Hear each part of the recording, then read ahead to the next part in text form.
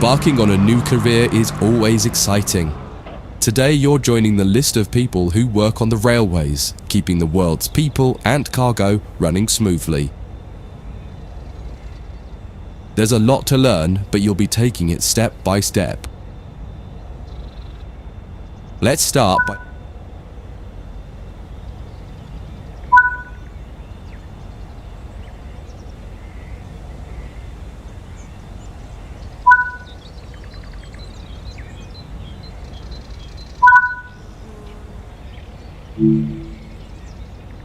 Before you get to the trains, take a quick tour of the facility here and learn the basics of moving around on foot.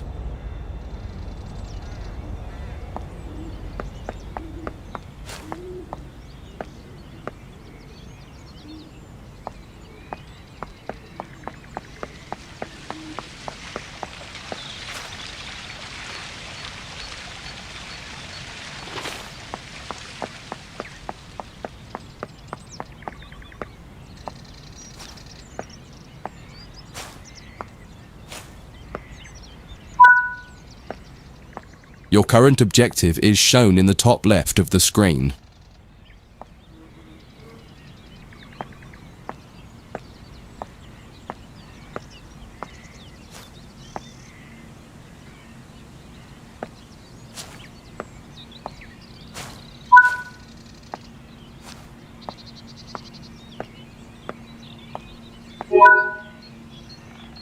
You've just been awarded some action points. These are displayed in the top right corner of the screen and count towards your overall experience level for the game. This is one of the many route tasks you can discover. Keep an eye out for other tasks that will ask you to place, collect, or fix a variety of things. Head into the main building to continue your induction.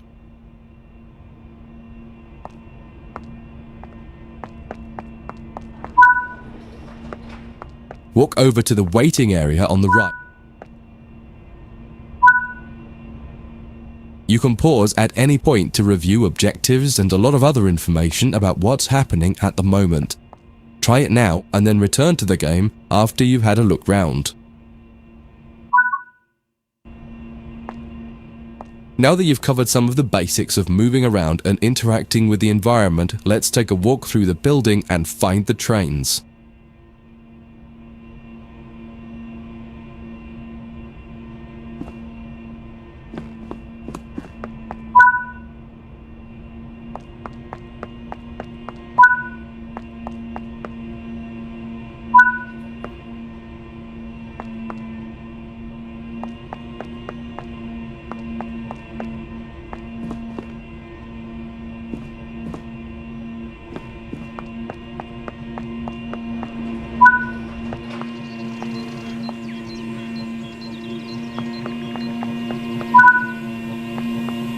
This is Central Square.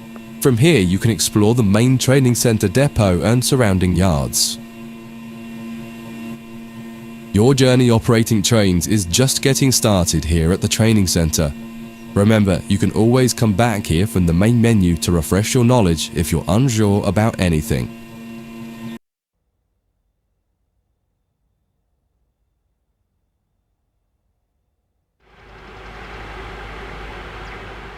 In this training module, you'll learn about the on-screen overlay known as the heads-up display, or HUD. You'll see it when you're in control of a train. You can configure a range of parameters for the HUD that affect how it looks in the game settings. In this tutorial, you're going to take a look at the two main types of HUD and make a first choice of which one you prefer. Get started by climbing up the ladder into this train and sit in the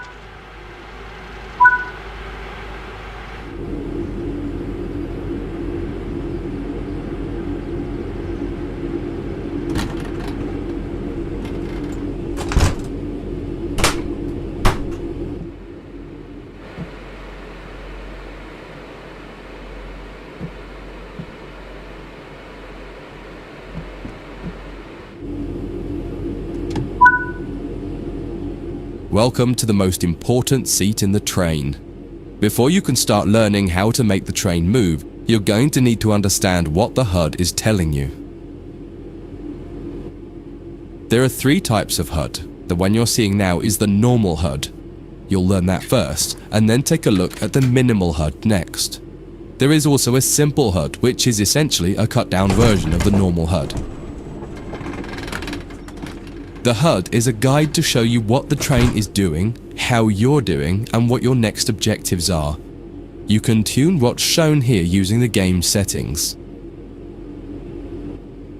The main part of the normal HUD is the speed display in the bottom right. Your current speed is indicated by a white bar that will appear on the outside of the speedometer, and there is a red mark that indicates the maximum permitted speed. This is the direction display. An arrow will indicate the forward, reverse, and neutral directions. A cross, or X, means the reverser is currently either not inserted or in the off position.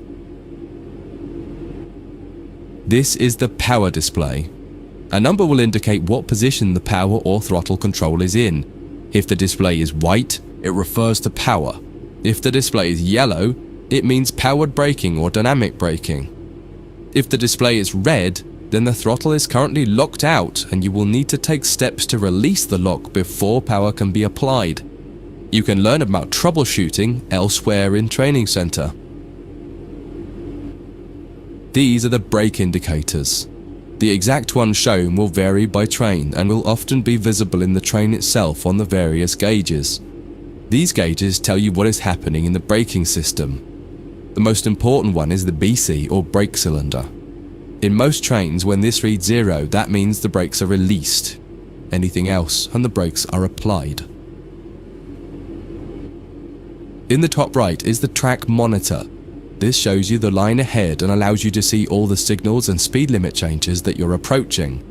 By default, the track monitor shows the signals with their actual red, yellow or green aspect. But when you get more confident, you can hide this information via an option in the game settings. As you accelerate, the track monitor will extend its look-ahead distance so you can see much further ahead at higher speeds. This is all done automatically. Now that you're familiar with the normal HUD, it's time to take a look at the minimal HUD. You can change this via the game settings, but for this tutorial the game will change it automatically. You can see that most of the HUD is now gone. We are left with basic information in the top left corner.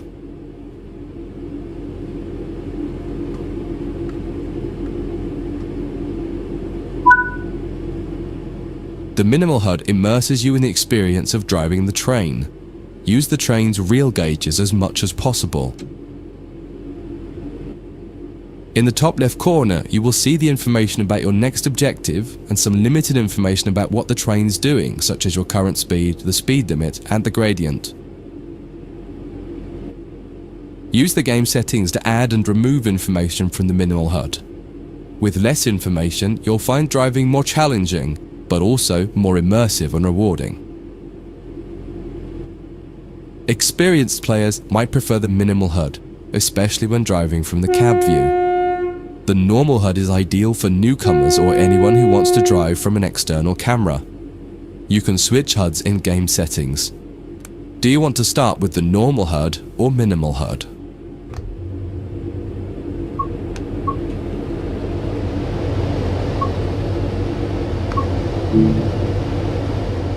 That concludes this module. If you wish to replay it, you can come back to it at any time via the Training Center.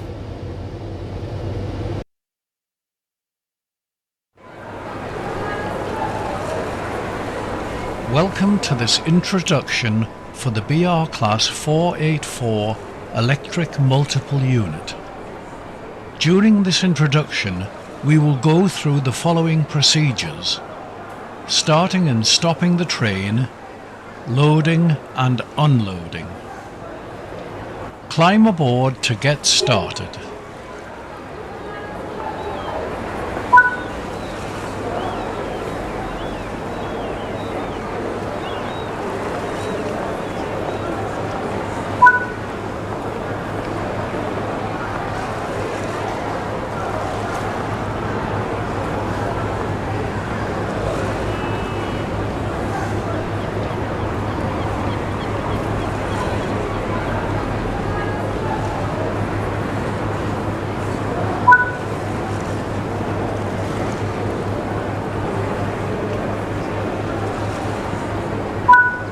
cab door button needs to be held for a couple of seconds before the cab door will open.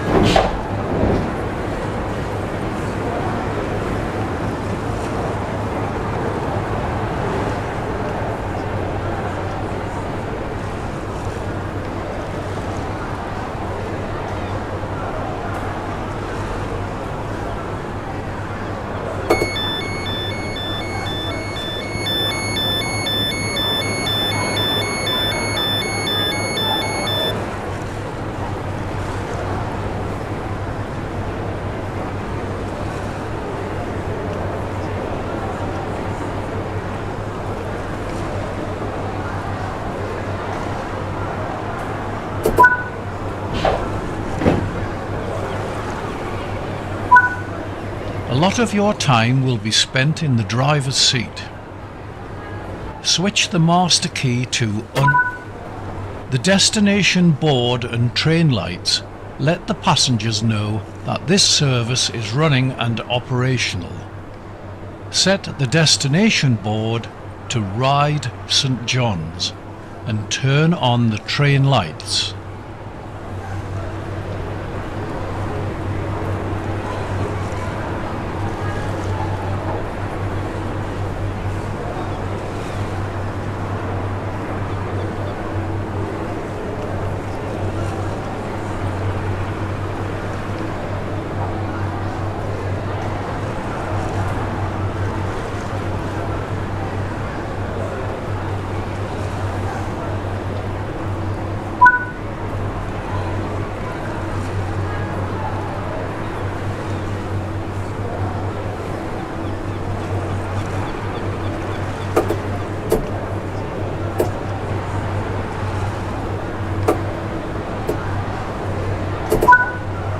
Good work.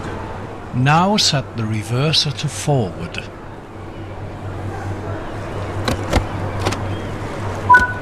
The reverser controls the direction of travel when power is applied relative to the driver cabin view. There are door open, closing buttons on each side of the cab.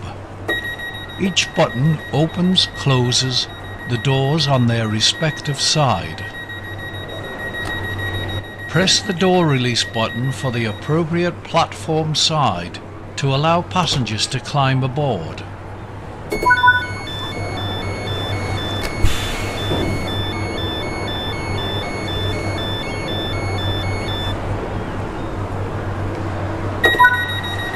The throttle lever is split into two zones, throttle and braking. The braking zone controls the multiple units dynamic brakes. The throttle zone controls the power supplied to the traction motors. Drive to the next station using the throttle lever.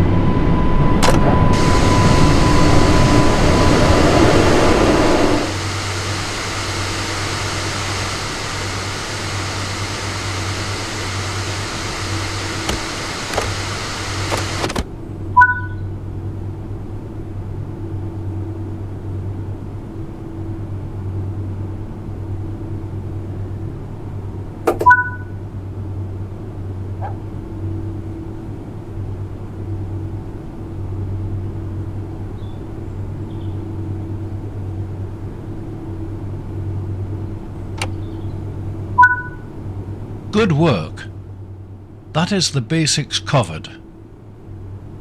A manual can also be obtained that explains the full functionality and features of this multiple unit. The Isle of Wight route is fitted with TPWS beacons along the route. More information about TPWS can be found in the manual.